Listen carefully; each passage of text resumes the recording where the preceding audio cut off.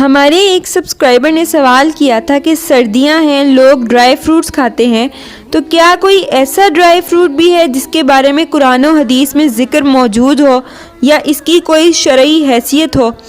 آج ہم اس ویڈیو میں انہی پھلوں کے بارے میں ذکر کریں گے، جانیں گے کہ وہ کون سے پھل ہیں اور ان کو کس طریقے سے کھائیں گے تو ثواب بھی ملے گا اور آپ کی جسمانی نشو و نما میں بھی فائدہ مند ثابت ہوگا۔ قرآن مجید میں اللہ تعالیٰ نے سورۃ التین کے آغاز میں فرمایا وَالتِّینِ وَالزَّیتُونِ، یعنی انجیر اور زیتون کی قسم اٹھائی۔ انجیر وہ پھل ہے جسے جنت کا پھل کہا جاتا ہے۔ یہ کمزور دبلے لوگوں کے لیے بیش بہا نعمت ہے۔ انجیر جسم کو فربا اور سڈول بناتا ہے، چہرے کو سرخ و سفید رنگ عطا کرتا ہے۔ اسے عربی میں تین اور انگلش میں فگ کہتے ہیں۔ یہ سب سے نازک پھل ہے جو کہ پکنے کے فوراً بعد خود بخود گر جاتا ہے اور دوسرے دن تک محفوظ کرنا بھی ممکن نہیں ہوتا۔ اس کے استعمال کی بہترین صورت اسے خشک کرنا ہے۔ انجیر کے اندر پروٹین، معدنیات، کیلشیم، فاسفورس پائے جاتے ہیں۔ دونوں انجیر خشک اور تر میں وٹامن اے اور سی کافی مقدار میں ہوتے ہیں، بی اور ڈی قلیل مقدار میں ہوتے ہیں۔ کمزوری اور بخار میں اس کا استعمال اچھے نتائج کا حامل ہوتا ہے۔ اس کو بطور میوہ بھی استعمال کیا جاتا ہے اور بطور دوا بھی استعمال کیا جاتا ہے۔ یہ قابل ہضم ہے اور فضلات کو خارج کرتا ہے۔ انجیر کی بہترین قسم سفید ہے۔ یہ گردہ اور مثانہ کی پتھری کو تحلیل کر کے نکال دیتا ہے، زہر کے مضر اثرات سے بچاتا ہے۔ اس کے کچھ اور فوائد پر نظر ڈال لیتے ہیں۔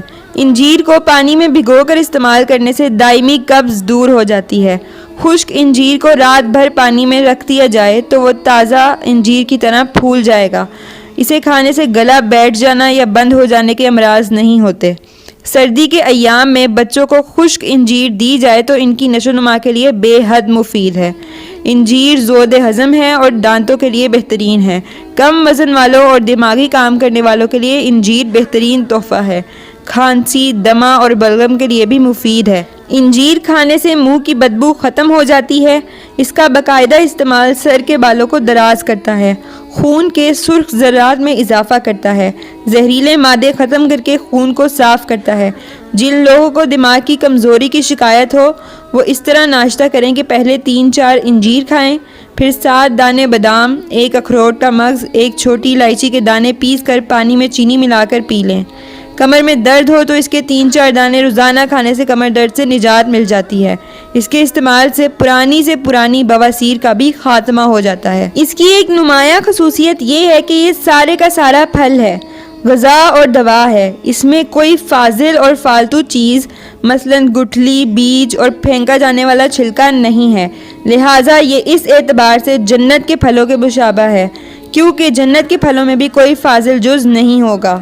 اسی طرح زیتون بھی ایک درخت پر لگتا ہے اور اس کے پھل سے روغن زیتون حاصل کیا جاتا ہے جو ایک نہایت فائدہ مند چیز ہے اور اس کے بارے میں بہت سی فضیلت بھی آئی ہے۔ یہ موٹاپا ختم کرنے میں فائدہ مند ہے، سوزش اور خارش کو کم کرنے کے لیے قدرتی دوا ہے، دل کی بیماریوں سے بچاتا ہے، کینسر سے بچانے کے لیے مؤثر ثابت ہوتا ہے، ڈائبٹیز کے مریضوں کے لیے بھی بہت اچھا ہے۔ مولانا طارق جمیل صاحب فرماتے ہیں کہ وَالتِّینِ وَالزَّیتُونِ، اللہ تعالیٰ نے اعلیٰ غذاؤں کی قسم اٹھائی اور ایک پیغام دیا ہے کہ غذا اچھی کھاؤ، تھوڑی کھاؤ مگر اچھی۔ پھل کی قسم اٹھائی، کسی گوشت روٹی کی قسم نہیں اٹھائی، وہ بھی غذائیں ہیں، لیکن پھل سب سے لطیف غذا ہے۔ میرے نبی صلی اللہ علیہ وآلہ وسلم کے سامنے انجیر لائی گئی تو آپ صلی اللہ علیہ وآلہ وسلم نے فرمایا کہ اگر دنیا میں جنت کے پھلوں کے مشابہ کوئی پھل ہے تو یہ انجیر ہے، نہ اس کا چھلکا ہے نہ اس کی گٹھلی ہے، اور یہ جنت کے پھلوں کی صفت ہے کہ جنت کے پھلوں میں نہ چھلکا ہے نہ گٹھلی ہے۔ پھر آپ صلی اللہ علیہ وآلہ وسلم نے اس کے فوائد بتائے، یہ کھاؤ، یہ جوڑوں کے درد کو نفع دیتی ہے اور تمہاری بواسیر کو ختم کرتی ہے۔ پھر زیتون کا فرمایا کہ سب سے بہترین تیل زیتون کا ہے، اسے پیو بھی، کھاؤ بھی اور بدن پر مالش بھی کرو۔ تو اللہ تعالیٰ نے اعلیٰ ترین غذاؤں کی قسم اٹھائی۔ اللہ تعالیٰ یہ بھی کہہ سکتے تھے مجھے سموسے کی قسم، پکوڑے کی قسم، حلوے کی قسم، پوری کی قسم، لیکن اللہ تعالیٰ نے فرمایا کہ مجھے انجیر کی قسم، مجھے زیتون کی قسم۔ یہ اصول بتایا کہ انسان اچھا کامل نمونہ کب بنتا ہے؟ جب اس کی صحت بھی اچھی ہو، اور صحت اچھی کب ہوتی ہے؟ جب غذا صحیح ہو۔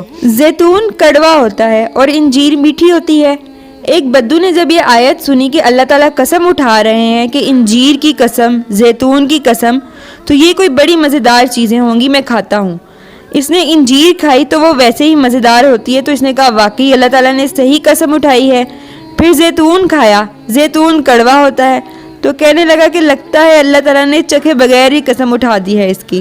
مولانا نے فرمایا کہ میں آپ سب کو یہ کہتا ہوں کہ اپنی غذاؤں کو ٹھیک کریں، بیکری پروڈکٹ سے باہر نکل آئیں، بسکٹ، کیک، سموسہ، ان سے نکلیں۔ اپنے نبی صلی اللہ علیہ وسلم کا چارٹ پڑھیں کہ میرے نبی صلی اللہ علیہ وسلم کیسے کھاتے تھے، کیا کھاتے تھے۔ وہ غذائیں تو ہم نہیں کھا سکتے، لیکن کم از کم ہمیں راستہ تو ملے گا۔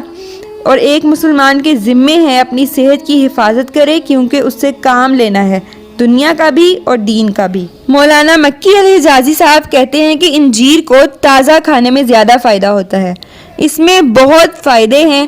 اللہ تعالیٰ نے خود قرآن میں اس کی قسم کھائی، اور ایک حدیث میں بھی آتا ہے کہ حضور صلی اللہ علیہ وسلم نے فرمایا کہ یہ کھایا کرو۔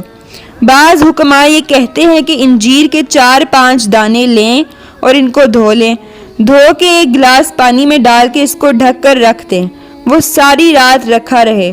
صبح جب اٹھے تو نہار منہ وہ پانی بھی پی لیں اور وہ انجیر کے دانے بھی کھا لیں، اس طرح یہ زیادہ مفید ثابت ہوتی ہے۔ اسی طرح ایک حکیم فرماتے تھے کہ انجیر کو لے کے اس کو اچھی طرح دھو کے اس کے ٹکڑے کر کے کسی شیشے کے جار میں ڈالیں اور اوپر زیتون کا تیل ڈال کے بھر کے رکھ دیں، اور وہ ساری رات رکھا رہے۔ ناشتے کے وقت اس میں سے 2-3 دانے کھا لیں۔ مفتی طارق مسعود صاحب کہتے ہیں کہ انجیر اور زیتون میں یقیناً کوئی خاص چیز ہے جو اللہ تعالیٰ نے اس کی قسم کھائی ہے۔ اللہ تعالیٰ کسی بھی ایسی چیز کو پیغمبروں کی غذا نہیں بناتے جو صحت کے لیے نقصان دہ ہو، تو ہمیں ان دونوں کو اپنی خوراک میں شامل کرنا چاہیے۔ آج کل جو ہم بازار سے چیزیں خرید کر کھاتے ہیں ان سے اجتناب کرنا چاہیے۔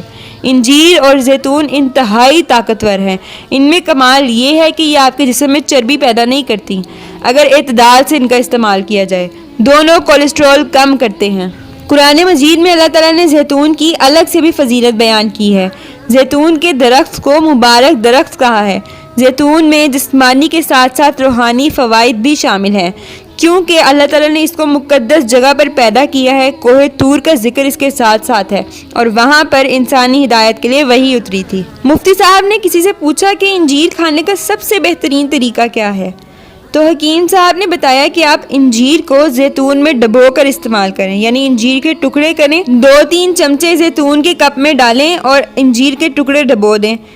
رات کو آپ ڈبو دیں اور صبح کو آپ اس سے استعمال کر لیں، وہ زیتون بھی کھا لیں جو ساتھ ہیں۔ حکیم آج کہہ رہے ہیں 1400 سال بعد کہ ان دونوں کا ملاپ صحت کے لیے بہت بہترین ہے، تو قرآن مجید میں خود اللہ تعالیٰ نے دونوں کا ساتھ ذکر کیا ہے، یہ بھی قرآن کا ایک معجزہ ہے۔ ایڈوکیٹ فیض سید صاحب سے کسی نے پوچھا کہ انجیر کا درخت نہیں لگانا چاہیے کیونکہ اسے جنت سے نکال دیا گیا تھا، اور کیونکہ وہی پوری نسل انسانیت کے یہاں آنے کی وجہ بنا ہے۔ ایسی کوئی صحیح روایت ثابت نہیں ہے کہ انجیر کا درخت جنت سے نکالا گیا ہو۔ ہم تو جانتے بھی نہیں کہ ایگزیکٹلی جہاں پر آدم علیہ السلام تھے، واللہ عالم وہاں پر یہ درخت تھا بھی یا نہیں تھا۔ قرآن میں الفاظ ہیں کہ دونوں نے اپنی شرمگاہوں کو چھپایا، تو لوگ اکثر یہ لاجک دیتے ہیں کہ وہاں پر انجیر کا ہی درخت موجود تھا، کیونکہ انجیر کے پتے اتنے بڑے ہوتے ہیں کہ اس سے شرمگاہ چھپ جائے۔ مگر کچھ ایسے درخت بھی موجود ہوتے ہیں کہ ان کے پتوں میں کئی انسان آ سکتے ہیں، تو ان کے سامنے انجیر کی کیا حیثیت رہ گئی؟ اور حدیث میں جو صحیح بات ثابت ہے کہ آدم علیہ السلام 60 ہاتھ یعنی 60 گز کے تھے، اس اعتبار سے وہ اپروکسیمیٹلی 90 فٹ کے تھے، تو انجیر کا پتا کیا کام آ رہا ہوگا جب اتنی بڑی جسامت ہو؟ تو یہ سب قیاس کی باتیں ہیں، واللہ عالم ہم نہیں جانتے اس بارے میں، لیکن اس کے درخت کو لگانے میں کوئی قباحت نہیں ہے۔ انجیر کے بارے میں ایک متھ یہ بھی ہے کہ یہ گرم ہے، گرمیوں میں نہ کھائیں، ایسا کچھ بھی نہیں ہے۔ اگر آپ کسی چیز کو ایک مخصوص مقدار سے زیادہ استعمال کرتے ہیں تو وہ سائیڈ ایفیکٹس دیتی ہے، اس لیے اس کو متوازن مقدار میں استعمال کرنا چاہیے۔ دن میں 2 سے زیادہ انجیر استعمال نہ کریں۔ جن کا بلڈ پریشر کا مسئلہ ہے وہ ایک دفعہ انجیر استعمال کرنے سے پہلے اپنے ڈاکٹر سے ضرور مشورہ کر لیں۔ امید ہے اس ویڈیو کے ذریعے انجیر کی فضیلت اور افادیت کے بارے میں آپ کی معلومات میں ضرور اضافہ ہوا ہوگا۔